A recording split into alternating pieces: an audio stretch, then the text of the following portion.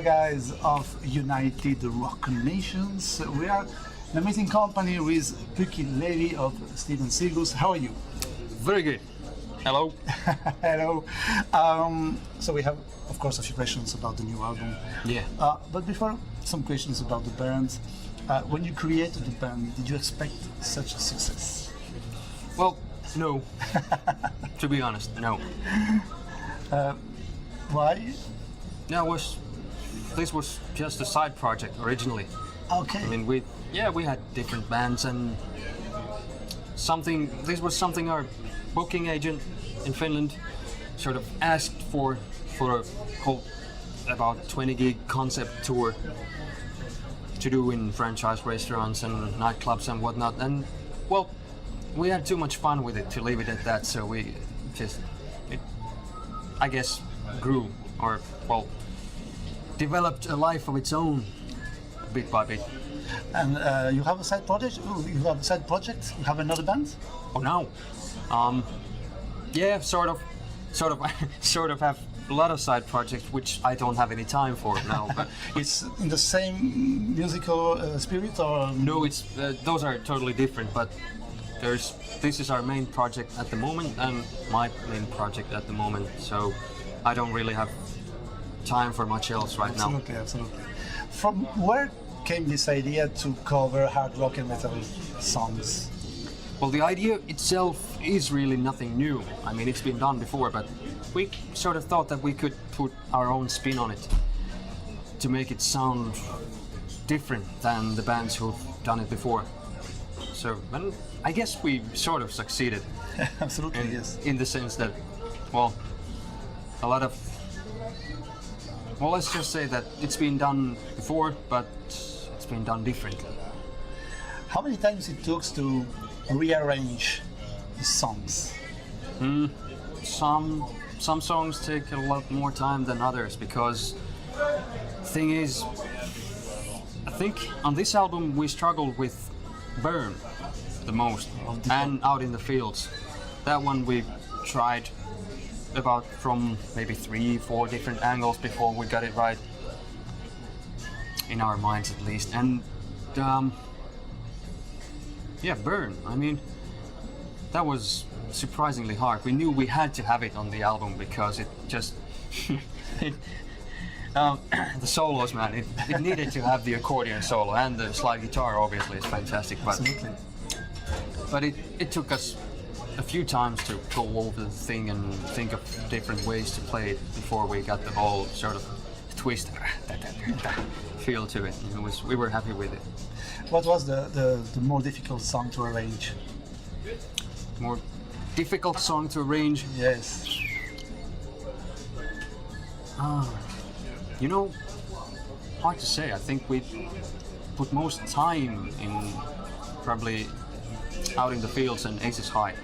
It's strange because Out in the Fields, it's Irish song with musical influences near your influences. So why it was so difficult with that song? It's once we got the ball rolling, so to speak, it wasn't that hard. I mean, it's just to get it started. I mean, get the right angle to it, get the right feel.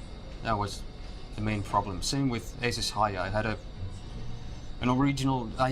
an idea about the whole old school, I don't know what you call it, gangster swing or whatever from the 30s type of thing, but it got pretty far from that. That was the starting point, but that's what usually happens when we arrange things. It's somebody comes up with an idea, brings it, we try different ideas, let them collide, try out different stuff, and it usually ends up pretty different than originally intended. Okay.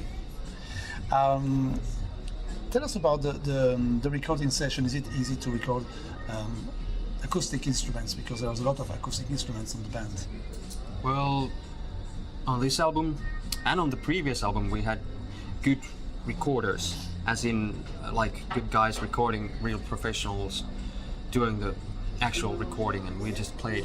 But the different thing with this album, Brothers in Farms, was that we had an actual producer as well, and the recording guy sort of co-produced the whole thing. Those two guys were mainly responsible for us sounding like we do now on the album. They did a fantastic job. I mean, they made us feel at home at the studio, and we just needed to play as much as we could, and that's what's the beauty of it. I mean, it was pretty straightforward. Was it track by track, instrument by instrument, or everyone on the same room to play together live?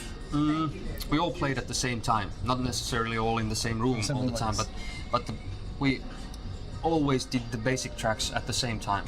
Then we started adding maybe like things like saw, the clarinet, balalaika, vibraphone, vibes. I mean, different things, but the core is always played live at the same time. Great. So the new album Brothers in Farms was released a few days ago. Yep. What criteria you use to choose the songs? Why those songs? We just go by the ear. I know it sounds like a cliche, but it's stuff we used to listen to, stuff we like, stuff we've grown up with, possibly. I don't know, it's just old favorites. There is some songs that you recorded but you haven't put on the album. Yeah, I think there's at least 2 that we recorded making the previous album that they didn't end up on the album, but we have to keep them. We'll release them at some point as bonuses or something, or possibly make music videos out of them. What are those songs? You know, I'm not going to tell. I'll keep it as a surprise. Yeah, let's see if we can get them released at some point. They'll be a surprise. As a bonus track in the future. Yeah. Okay. So let's talk about some songs of the album that we love a lot. We love the interpretation of Sad But True. It's Fantastic. difficult to reinterpret Metallica. Tell me more about that. Well, that work. I think all of us have listened to Metallica when growing up, and this was originally one of our banjo player's favorites. And well, he does the vocals on that one. He loves that song. And well, we did as we go about arranging any song. We got together and he had the basic concept of how possibly to approach the song, and we started playing it, and it worked out surprisingly well. I think Wikkonen, our drummer, was the one who came up with the mandolin riff on that one. Yeah, he was. So it's just a bunch of different ideas. We let them collide, toss them around, and see what happens. It came together surprisingly easily. Sad But True. I mean, we had fun with Metallica before. We did some Seek and Destroy and Nothing Else Matters on the previous album. And those have been probably the most fun songs to play live. Okay. Another song is Symphony of Destruction. Megadeth is one of my favorite bands. Oh yeah, fantastic. And it's a very good arrangement, a very good program. Tell me more about that work that you do. Well, that you did. Oh, it's something we started working on already a couple of years ago. We started trying just different live versions of it and see what works and what doesn't. It was kind of lurking in the background all the time, and we knew we could make it work once we start putting effort into it. And I think it turned out fine, and the kantele is a fantastic touch. I mean, we just had to have the Finnish traditional kantele absolutely. on the album. It was just another really, really fun, or it has been a fun song to play because we've done that live on our gigs for quite some time now. Yes. Okay. Excuse me. You have an original song on the album. Yeah, Fill Up the Tank. Mm-hmm. Why the choice to put an original song? Well, that's something we needed to try. I mean, you have to try it at some point. We don't want to over push it. I mean, we had sketches of our, well, more original stuff, but I think we agreed that that was the only one to sort of be ready enough to be released. So let's see if we can get some more originals out, but yes. we're not gonna lose the covers. Absolutely. There's a lot of stuff that we haven't touched yet and we're aching to cover. So, for example, let's see if we can possibly make another album with probably a few more originals and some Judas Priest and and some Manowar. I would Why like not? to have some Kiss cover. Kiss.